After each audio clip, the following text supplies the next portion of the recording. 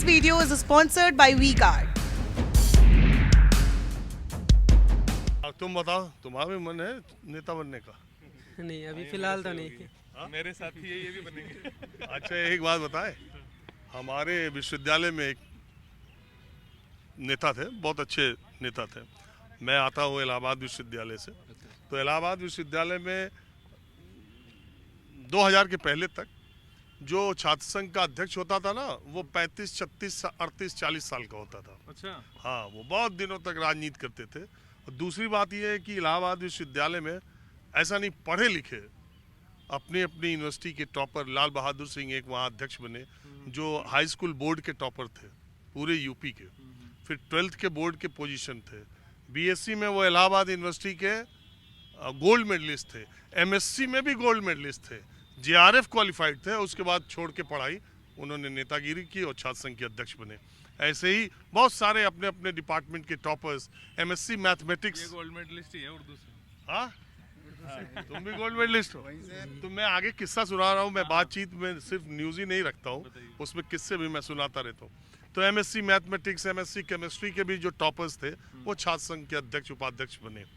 तो एक अध्यक्ष हमारे हॉस्टल में रहते थे, तो वो अध्यक्ष का चुनाव लड़ रहे थे जब, तो उसी समय जो लोग कंपटीशन देते रहते सिविल विल, तो हमेशा वो एक बात कहते थे कि एक छात्र नेता बनाने में 50 मेधावी छात्र अपना करियर बर्बाद करते हैं।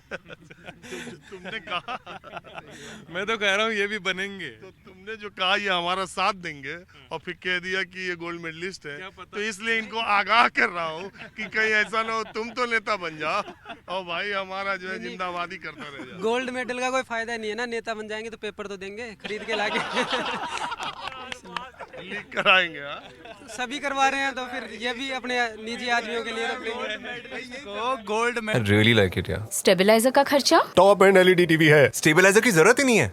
अच्छा, फिर तो उसकी जरूरत पड़ेगी। इतनी महंगी टीवी लेकर स्टेबलाइजर नहीं लोगे तो फिर प्रार्थना की जरूरत तो पड़ेगी ही ना। सिर्फ एक फ्लक्चुएशन आपकी महंगी एलईडी टीवी के पार्ट्स को डैमेज कर सकता है। उसे सुरक्षित रखें वी-गार्ड स्टेबलाइजर के साथ। V-Guard, India's number 1 stabiliser.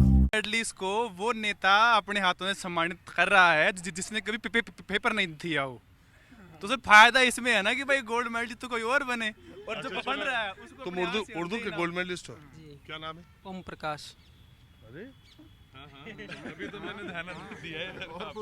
ये देखिए, इस देश में जब ऐसा माहौल बनाया जा रहा है कि उर्दू एक धर्म की, एक मजहब के मानने वालों की भाषा है, ऐसे में देखिए मैं जो है जयपुर विश्वविद्यालय के केंद्रीय पुस्तकालय में के बाहर, और ये ओम प्रकाश जो है ये उर्दू का गोल्ड मेडलिस्ट मुझे मिल गया। मुझे लग रहा है कि आपको भी मेरे जैसा ही सुकून और आश्चर्य दोनों लगा होगा। तो आप किस यूनिवर्सिटी से आपने गोल्ड मैंने मेडल? अपनी ग्रेजुएशन तो जामिया से की थी और पीजी यहाँ से किया मैंने, राजस्थान यूनिवर्सिटी से। उर्दू में? जी। तो यार दुनिया उर्दू पढ़ने के लिए जामिया जाती है, तुम जामिया से यहाँ जयपुर आ गए? ये ऐसा है कि उस टाइम कोविड आ गया था और फिर वहाँ पे शाहीन बाग वाला है, थोड़ा माहौल ऐसा था और पोल्यूशन से भी थोड़ी परेशानी हो गई थी, मेरी आंखों में इनमें दिक्कत हो गई थी। तो फिर मैंने सोचा यहाँ घर के पास में है और जब क्या पता पेपर लग जाए हाथ इधर का इधर जयपुर में। राजस्थान में ज़्यादा लीक हो रहा, इसीलिए। तो तुमको उर्दू पढ़ने की क्या, कहाँ से तुम्हारे दिमाग में आया, क्या तुम्हारा इंटरेस्ट था? उस टाइम पे क्या है, 2014 में गुजर जाति से हूँ, तो उस टाइम पे 2014 में हमारे आरक्षण का मामला चल रहा था। पड़ोस के गांव में से मीणा कम्युनिटी के कुछ लोग नौकरी लग गए थे उर्दू से। मैंने 10th क्लियर किया था अपना, तो मैंने सोचा यार नौकरी का बढ़िया ऑफर है। दौसा से हो? नहीं, मैं टोंक से। टोंक से? हाँ, फिर उस टाइम तो ऐसे ले लिया सोच के, धीरे धीरे फिर चलते गए। खाली जाती थी, खाली सीट रहती थी। हाँ, उस टाइम तो यही सोचते थे रीट में लग जाए, मास्टर बन जाए, फिर धीरे धीरे। अच्छा, उर्दू में ज़्यादा स्कोप है पढ़ने का, इसका मतलब जॉब का।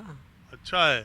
एक बार संस्कृत विश्वविद्यालय जो काशी में है, संपूर्णानंद संस्कृत विश्वविद्यालय, तो वहाँ जो है मैंने देखा कि ग्रेजुएशन के फॉर्म, एग्जामिनेशन फॉर्म की भीड़ लगी थी।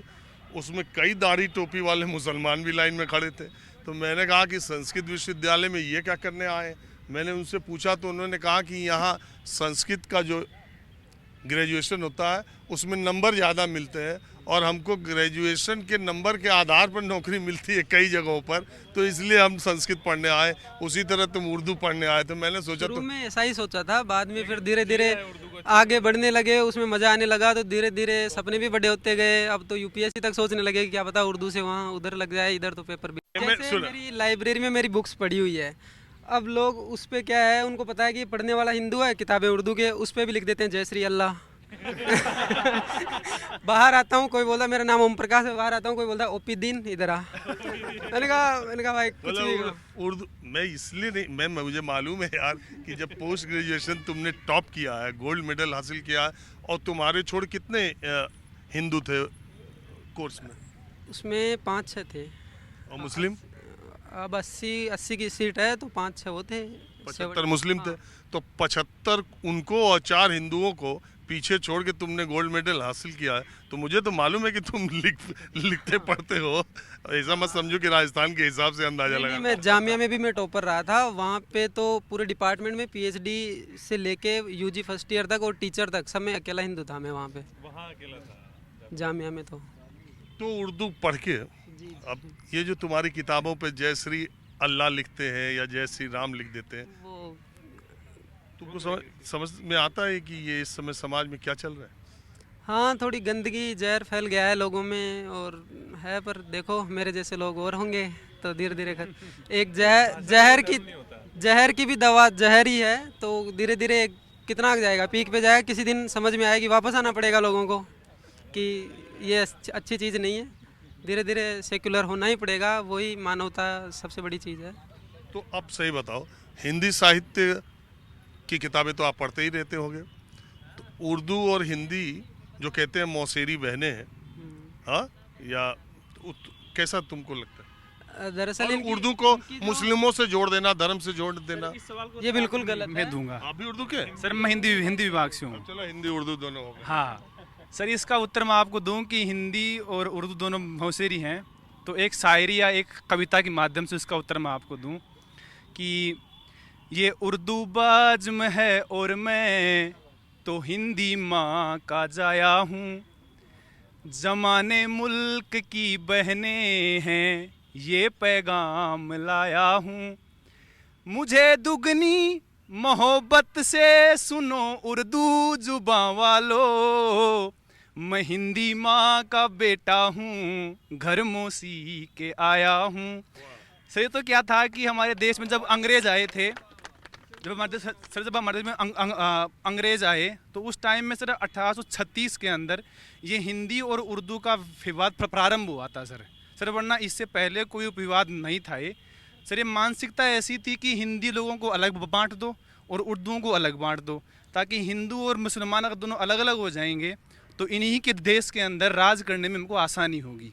तो सर ये तो उनकी मानसिकता थी। लेकिन सर आज के यूथ और आज के लोग। आपका क्या नाम है? सर मेरा नाम विकास कुमार शर्मा है सर। लेकिन आज के लोग जो हैं सर, वो हिंदी और उर्दू दोनों भाषाओं को समान महत्व दे रहे हैं, और आज के लोग समझ रहे हैं कि इन भाषाओं का महत्व क्या है। ये है सर, यही तो बात है। This video is sponsored by WeCard.